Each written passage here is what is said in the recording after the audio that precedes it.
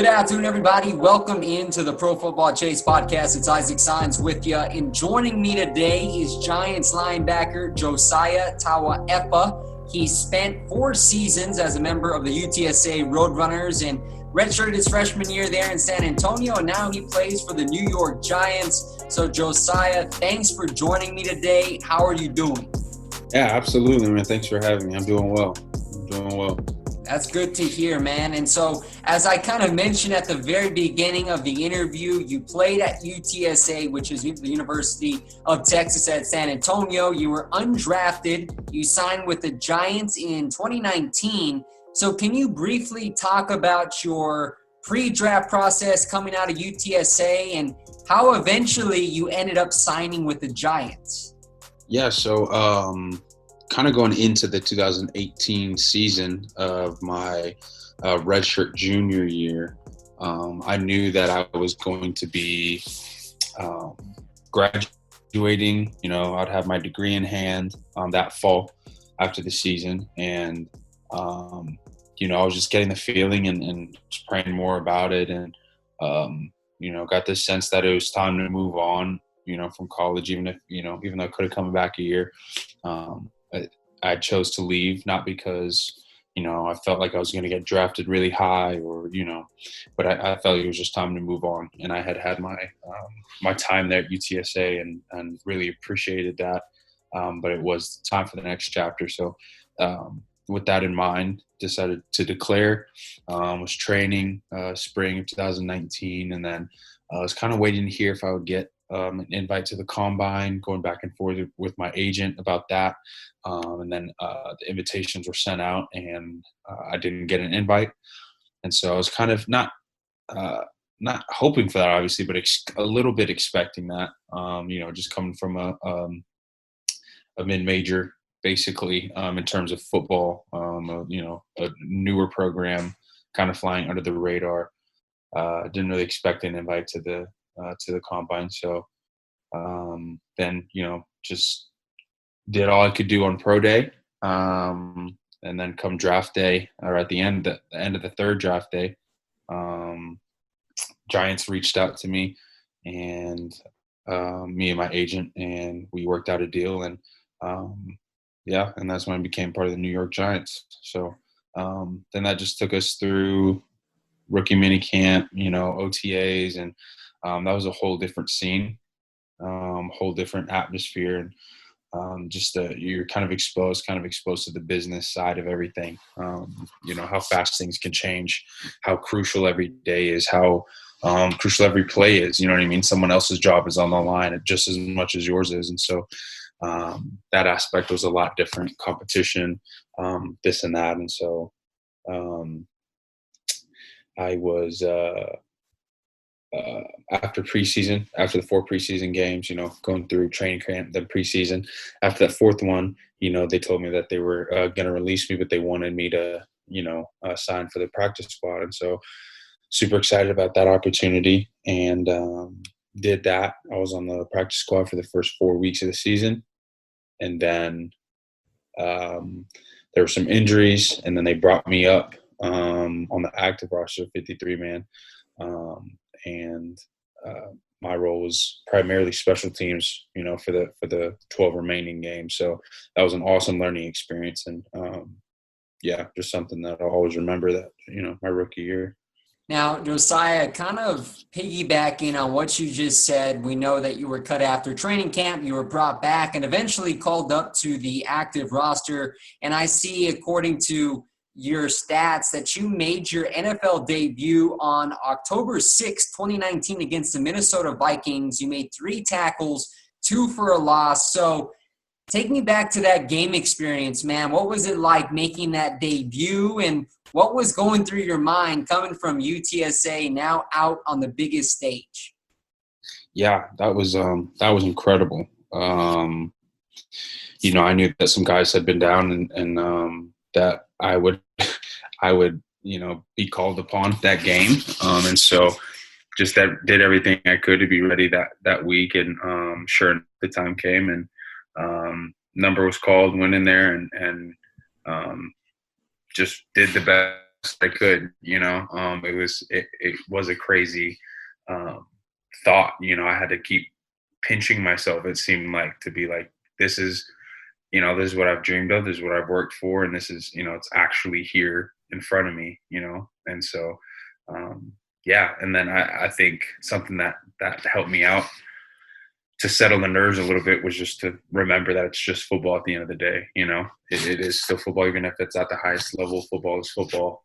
And so if I just had fun with it, then, everything else would, fall into place. So it was a lot of fun, good learning experience, and something I'm looking forward to getting more of, in the future years. Now, to recap your rookie season, you ended up appearing in 12 games in 2019, 6 tackles, 5 solo, 2 for loss, 1 forced fumble. So as now you enter year number 2, Josiah, what are some things you're looking to improve upon?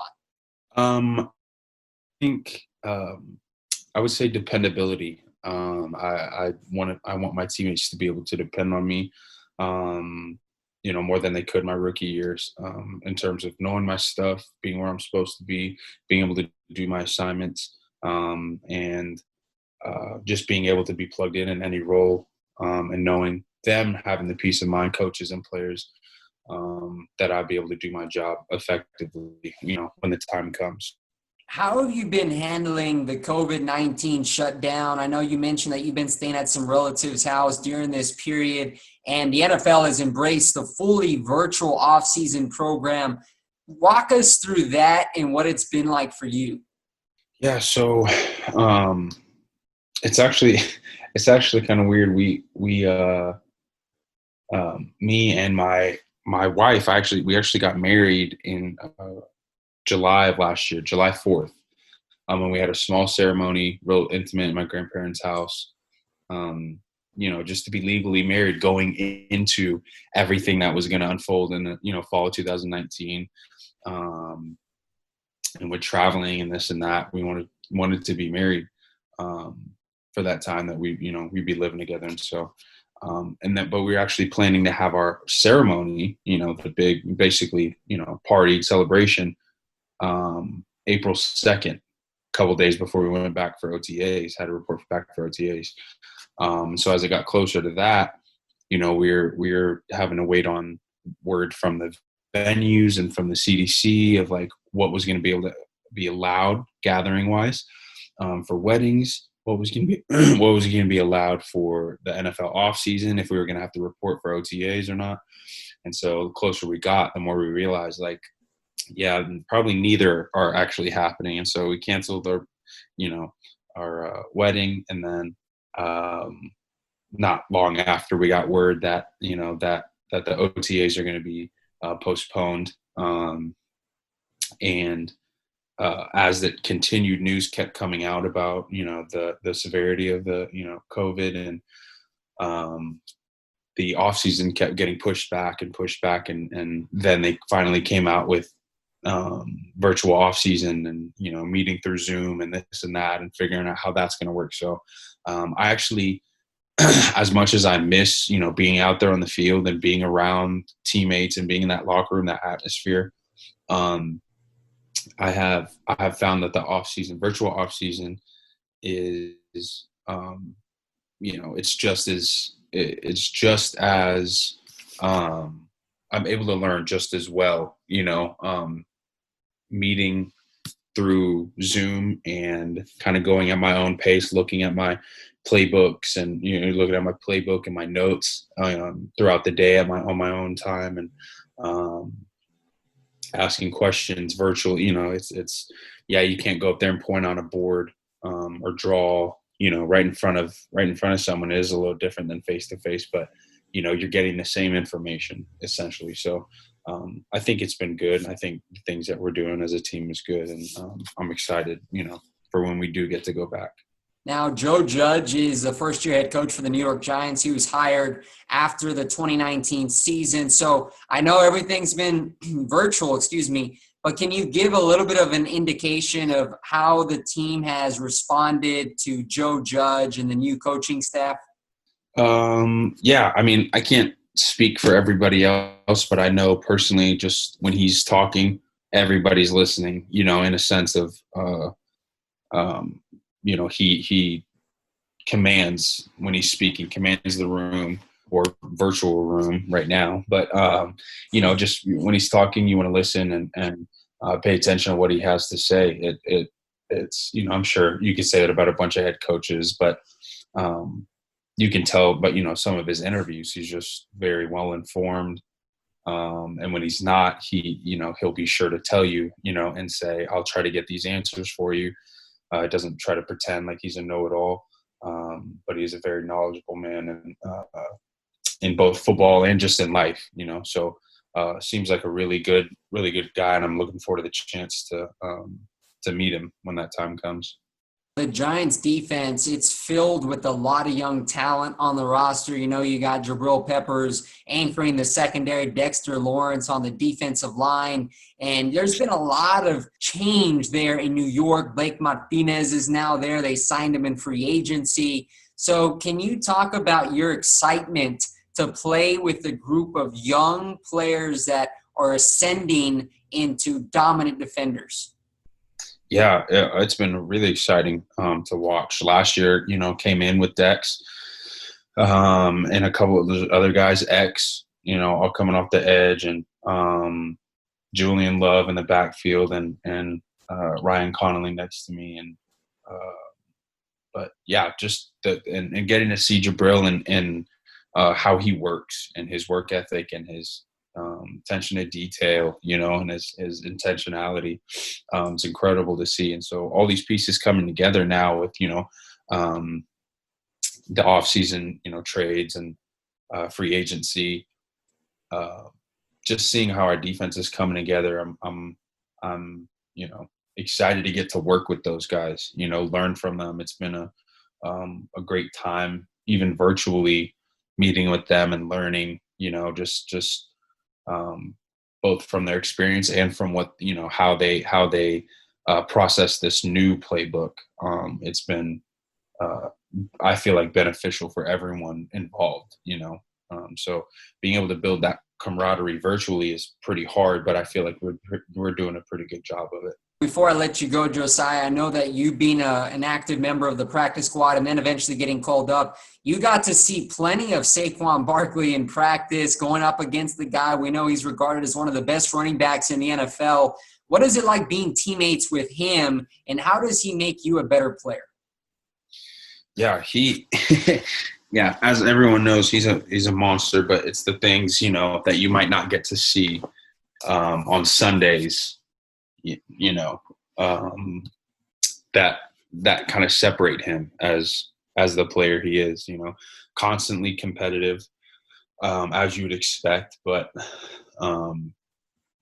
in terms of like wanting to get treatment, you know, wanting to be the first one to get treatment or do this or do that, like he's just always pushing, you know. So seeing that, being around people like that, you know, it's not just him that does it, but being around people like that, you almost can't help but to want to do that as well. You know, you see someone going in for some extra treatment or staying for some extra reps, and being the competitor that we all are at this level, it's like, okay, I feel like I should do that too. You know what I'm saying? So it's that kind of stuff. It's that drive. It's that thing that it's a lift as you climb mentality. You know, that guys have to have.